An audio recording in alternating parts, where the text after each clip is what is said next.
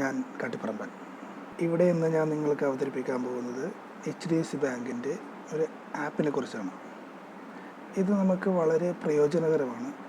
HDFC ബാങ്കിൻ്റെ അക്കൗണ്ടുള്ള ഒരുപാട് പേർക്ക് ഇപ്പോഴും അറിയാത്തൊരു കാര്യമാണിത്. അപ്പോൾ ഞാൻ ഇതിനെപ്പറ്റി നിങ്ങൾക്ക് എൻ്റെ അറിവിലുള്ള 2-3 കാര്യങ്ങൾ ഞാൻ പറഞ്ഞുതരാം. അപ്പോൾ ഇതിൽ കാണിച്ചിരിക്കുന്ന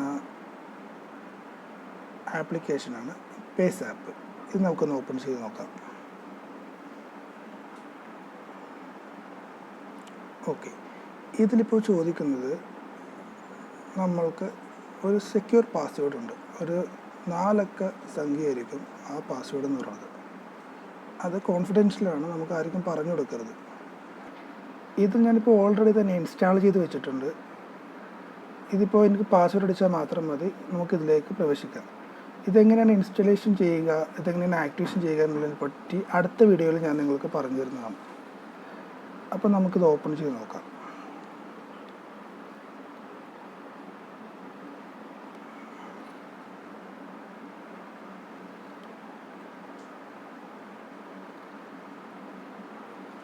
ഓക്കെ, അപ്പോൾ നമ്മുടെ ആപ്പ് ഓപ്പൺ ആയിട്ടുണ്ട്. ഇതിൽ ഈ ബാലൻസ് എന്ന് കാണിക്കുന്നതാണ് വാലറ്റ് എന്ന് പറയുന്നത്. നമ്മുടെ അക്കൗണ്ട് ബാലൻസ് കാണിക്കുന്ന പോലെ ഇതിൽ വാലറ്റ് എന്നാണ് പറയുന്നത്. അതിൽ നമുക്ക് ക്രെഡിറ്റ് കാർഡിൽ നിന്നും ഡെബിറ്റ് കാർഡിൽ നിന്നൊക്കെ ക്യാഷ് ലോഡ് ചെയ്തിടാം. അത്യാവശ്യ സാഹചര്യങ്ങളിൽ നമുക്ക് റീചാർജിനും ഫണ്ട് ട്രാൻസ്ഫറിനൊക്കെ ഇത് വളരെ പ്രയോജനകരമാണ്. കയ്യിൽ കാശില്ലാത്ത അവസ്ഥയിൽ ഒരുപക്ഷെ പെട്ടെന്ന് കുറച്ച് ക്യാഷിൻ്റെ ആവശ്യം വരികയാണെങ്കിൽ നമ്മൾക്ക് എത്രയും പെട്ടെന്ന് കാശ് കിട്ടാനുള്ള മാർഗവും കൂടിയാണത്. അപ്പോൾ ഇതിലെങ്ങനെയാണ് ക്യാഷ് ലോഡ് ചെയ്യുക എന്നതിനെപ്പറ്റി ഞാൻ പറഞ്ഞുതരാം. ഇപ്പോൾ ഇതിൽ ഒരുപാട് ഓപ്ഷൻസ് കാണിക്കുന്നുണ്ട്. സ്കാൻ ആൻഡ് പേ, ഭീം UPI, send or pay, request money. ഇതിൽ സെൻഡ് ഓർ പേ എന്ന് കൊടുക്കുന്ന ഇതിലാണ് നമ്മൾ ക്യാഷ് ആഡ് ചെയ്യുന്നത്. അപ്പോൾ നമുക്കതിൽ പ്രസ് ചെയ്യാം. ഓക്കെ, ഇതിൽ ഈ കോയിനിൻ്റെ ചിഹ്നത്തിൽ കാണിക്കുന്ന ആ ഭാഗമാണ് ക്യാഷ് ആഡ് ചെയ്യാൻ നമ്മൾ ഉപയോഗിക്കുന്നത്. അപ്പോൾ ഞാൻ അതിൽ ടാപ്പ് ചെയ്യണം. ഓക്കെ, ഇനി നമ്മൾ ചെയ്യേണ്ടത് നമ്മൾക്ക് ഇഷ്ടമുള്ള എമൗണ്ട് അത് നമുക്ക് ആഡ് ചെയ്യാം. ഇപ്പോൾ എനിക്ക് ഒരു 1000-ൻ്റെ ആവശ്യമാണ് വരുന്നതെങ്കിൽ എനിക്കവിടെ ടൈപ്പ് ചെയ്യാം 1000. എന്നിട്ട് ആഡ് മണിയിൽ നമുക്ക് പ്രസ് ചെയ്യാം.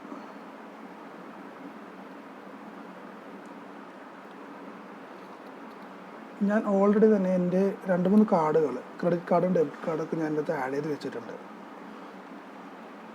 നിങ്ങൾക്ക് കാണാൻ സാധിക്കും. ഇതിൽ ന്യൂ കാർഡ് എന്ന് പറഞ്ഞ സെക്ഷനിലാണ് നമ്മളുടെ കാർഡ്. ഇപ്പോൾ പുതിയതായിട്ട് ഉപയോഗിക്കുന്നവർക്കാണെങ്കിൽ ന്യൂ കാർഡ് സെലക്ട് ചെയ്യുക. ഞാൻ മാർക്ക് ചെയ്ത് കാണിക്കാം ഇവിടെ. ഇതിൽ നമ്മളുടെ കാർഡിന് നമുക്ക് ഇഷ്ടമുള്ളൊരു പേര് ആദ്യം കൊടുക്കാം ഐഡൻറ്റിഫൈ ചെയ്യാൻ വേണ്ടി. പിന്നെ നമ്മുടെ കാർഡിൻ്റെ നമ്പർ, ക്രെഡിറ്റ് കാർഡാണെങ്കിൽ ക്രെഡിറ്റ് കാർഡ്, ഡെബിറ്റ് കാർഡാണെങ്കിൽ ഡെബിറ്റ് കാർഡ്, അതിൻ്റെ നമ്പർ, അതിൻ്റെ മന്ത്, ഇയർ ഇതെല്ലാം കൊടുത്തിട്ട് ആഡ് മണി എന്ന് കൊടുത്തിട്ടുണ്ടെങ്കിൽ നമ്മളുടെ ഈ വാലറ്റിലേക്ക് ക്യാഷ് ലോഡാകുന്നതാണ്. അപ്പോൾ ഇതിലേകദേശം ഞാൻ കുറച്ച് ക്യാഷ് ലോഡ് ചെയ്ത് വെച്ചിട്ടുണ്ട്.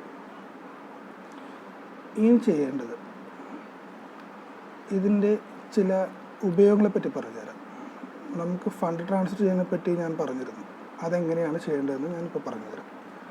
സെൻഡ് ഓർ പേ തന്നെയാണ് അതിൽ നമ്മൾ സെലക്ട് ചെയ്യേണ്ടത്. ഇതിൽ ബാങ്ക് എന്ന് പറഞ്ഞ ഓപ്ഷൻ സെലക്ട് ചെയ്യുക. ഇവിടെ നമുക്ക് കാണാൻ സാധിക്കും ആഡ് ബെനിഫിഷ്യറി. എൻ്റെ ഒരു അക്കൗണ്ട് ഞാൻ ഓൾറെഡി തന്നെ ആഡ് ചെയ്ത് വെച്ചിട്ടുണ്ട്. അപ്പോൾ എങ്ങനെയാണ് ബെനിഫിഷ്യറി ആഡ് ചെയ്തതിനെ പറ്റി ഞാൻ പറഞ്ഞുതരാം. ആഡ് ബെനിഫിഷ്യറി പ്രസ് ചെയ്യുക. ഇതിൽ നമ്മളുടെ ബെനിഫിഷ്യറി നെയിം, അതായത് നമ്മുടെ അക്കൗണ്ടിൽ കൊടുത്തിരിക്കുന്ന പേര്, നമ്മുടെ അക്കൗണ്ട് നമ്പറുകൾ 2 പ്രാവശ്യം കാണിക്കണം. പിന്നെ IFSC കോഡ്. അതിനുശേഷം ടിക്ക് മാർക്ക് കൊടുക്കുക. ടിക്ക് മാർക്ക് കൊടുത്തതിന് ശേഷം കൺഫേം കൊടുക്കുക. അപ്പോൾ നമ്മുടെ അക്കൗണ്ട് ഇതുപോലെ ആഡായിട്ട് കിടക്കും. ഇപ്പോൾ ഞാൻ നേരത്തെ പറഞ്ഞ പോലെ ഒരു 1000 രൂപ ആഡ് ചെയ്തു എന്ന് പറഞ്ഞല്ലോ.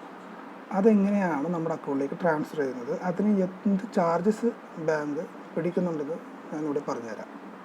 അപ്പോൾ ഞാൻ എൻ്റെ അക്കൗണ്ട് സെലക്ട് ചെയ്യുകയാണ്. ഞാൻ 1000 ലോഡ് ചെയ്തിട്ടുണ്ട്. 1000 ഞാനിവിടെ ടൈപ്പ് ചെയ്യുകയാണ്. ഇവിടെ നിങ്ങൾ ശ്രദ്ധിക്കേണ്ട ഒരു കാര്യമുണ്ട്. ഇവിടെ 1000 മാത്രം ഇട്ടാൽ നമുക്ക് ക്യാഷ് കിട്ടണമെന്നില്ല, കാരണം ഫീസ് ഉണ്ട് ഇതിന്. അത് 2.85% പ്ലസ് GST 18% വരെ പിടിക്കുന്നുണ്ട്. പിന്നെ ഇവിടെ കാണിക്കുന്ന ഡിസ്ക്രിപ്ഷൻ അത് ഓപ്ഷനാണ്, നമുക്ക് വേണമെങ്കിൽ കൊടുക്കാം, ഇല്ലെങ്കിൽ വേണ്ട. അതിനുശേഷം കണ്ടിന്യൂ കൊടുക്കുക. അപ്പോൾ എത്ര ഫീസാണ് അവർ ഈടാക്കുന്നത് എന്ന് അവർ കാണിച്ചു തരും. ഇപ്പോൾ 1000 രൂപയ്ക്ക് 33 രൂപ 64 പൈസയാണ് അവർ പിടിക്കുന്നത്. ഇതിൽ അത്യാവശ്യ ഘട്ടങ്ങളിൽ നമുക്കത് എടുക്കാതിരിക്കാൻ സാധിക്കുകയില്ല. അപ്പോൾ നമ്മൾ അതെടുക്കുക. അത് നമ്മൾ ചെയ്യേണ്ടത് കൺഫേം കൊടുത്തിട്ടുണ്ടെങ്കിൽ നമ്മുടെ അക്കൗണ്ടിലേക്ക് ക്യാഷ് ഇൻസ്റ്റൻ്റ്ലി വീഴുന്നതാണ്. നേരത്തെ നമ്മൾ 1000 ആണ് ലോഡ് ചെയ്തതെന്ന് ഞാൻ പറഞ്ഞു.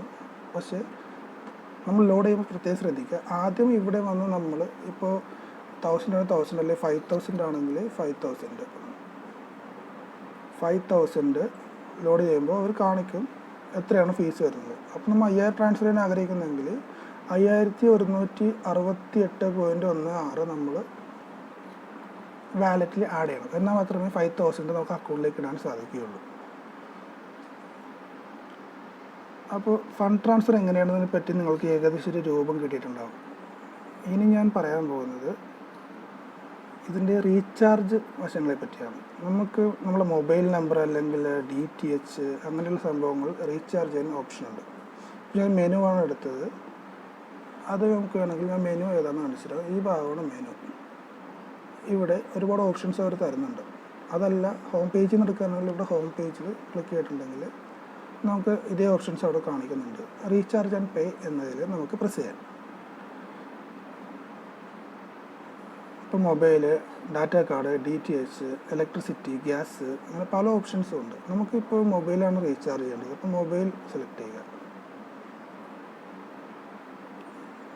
ഇതിലൊരു ഓപ്ഷൻസ് വരുന്നുണ്ട്. നമുക്ക് വേണമെങ്കിൽ മൊബൈൽ നമ്പർ ഇവിടെ ടൈപ്പ് ചെയ്യാം. അതല്ല നമുക്ക് ടൈപ്പ് ചെയ്യാൻ ആഗ്രഹമില്ല, എളുപ്പത്തിന് നമുക്ക് കിട്ടണമെന്നുണ്ടെങ്കിൽ നമുക്ക് ഈ കോണ്ടാക്ട്സിൽ പ്രസ് ചെയ്തിട്ടുണ്ടെങ്കിൽ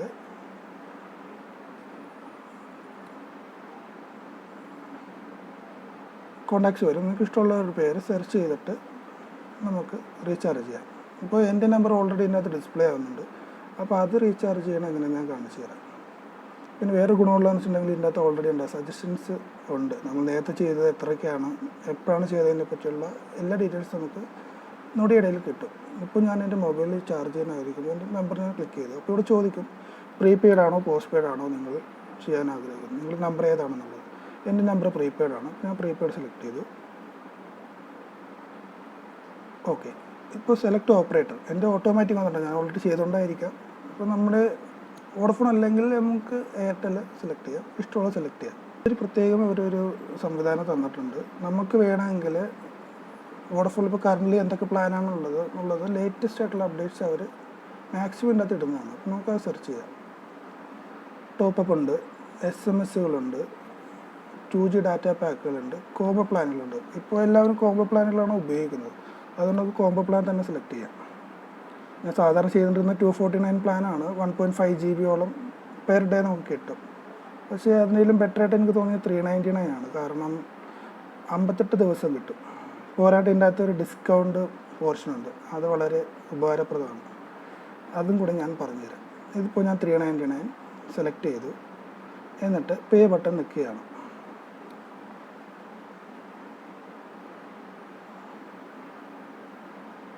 നമ്മൾ വാലറ്റിൽ കുറച്ച് ക്യാഷ് ലോഡ് ചെയ്ത് വെച്ചിട്ടുണ്ട്. അപ്പോൾ അതിൻ്റെ അകത്ത് വാലറ്റിൽ അവർ പ്രിഫേർഡ് കാണിക്കും, വാലറ്റിൽ ക്യാഷ് ഉണ്ട്, അതിൽ നടക്കുക.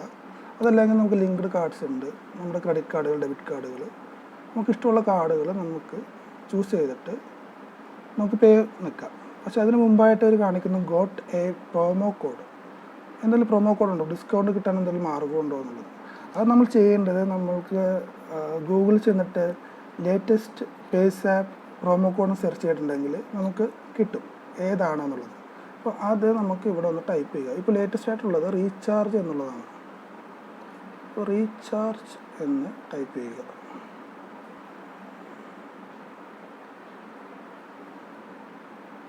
റീചാർജ് എന്ന് ടൈപ്പ് ചെയ്തതിന് ശേഷം നമ്മൾ അപ്ലൈ എന്നുള്ള പോർഷൻ അപ്ലൈ പ്രസ് ചെയ്യുക. അപ്പോൾ നമുക്ക് കാണാൻ സാധിക്കും promo code recharge applied. Complete payment and get cash back in 11 business days. Conditions apply. Conditions എന്ന് പറഞ്ഞാൽ വലിയ കണ്ടീഷൻസ് ഒന്നുമില്ല. നമ്മൾ ഈ പേയ്മെൻറ്റ് ചെയ്യുക എന്നുള്ളതാണ് ആകെയുള്ള കണ്ടീഷൻ ഞാൻ നോക്കിയിട്ട്. അപ്പോൾ ഇത് പേ നോക്കിയിട്ടുണ്ടെങ്കിൽ നമ്മൾക്ക് മൊബൈൽ റീചാർജ് ആവും, അപ്പോൾ തന്നെ റീചാർജ് ആവും. പിന്നെ ഉള്ളൊരു ഗുണമെന്ന് വെച്ചിട്ടുണ്ടെങ്കിൽ ഞാൻ ഇടയ്ക്ക് റീചാർജ് ചെയ്തിരുന്നത്, അതുകൊണ്ടാണ് ഞാൻ പേ നിൽക്കാത്തത്. ഞാൻ കാണിച്ചു തരാം. ഞാൻ 27-ാം തീയതിയാണെന്ന് തോന്നുന്നു ചെയ്തിരിക്കുന്നത്. അതിൻ്റെ ഡീറ്റെയിൽസ് അറിയണമെങ്കിൽ നമുക്ക് ഈ പറയുന്ന ഈ മെനു ബട്ടൺ പ്രസ് ചെയ്യുക.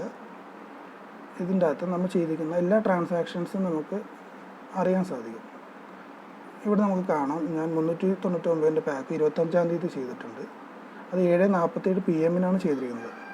പക്ഷേ നിങ്ങൾക്കിവിടെ കാണാൻ സാധിക്കും ഇൻസ്റ്റൻറ്റ് ക്യാഷ് ബാക്ക് എന്ന് പറഞ്ഞിട്ട് 10 മിനിറ്റിനുള്ളിൽ തന്നെ എനിക്ക് 10% അവർ റീഫണ്ട് ചെയ്ത് തന്നു. അപ്പോൾ എനിക്ക് 399 നഷ്ടമായില്ല, എനിക്ക് 39 രൂപ, അതായത് 40 രൂപയോളം എനിക്ക് ലാഭം കിട്ടി.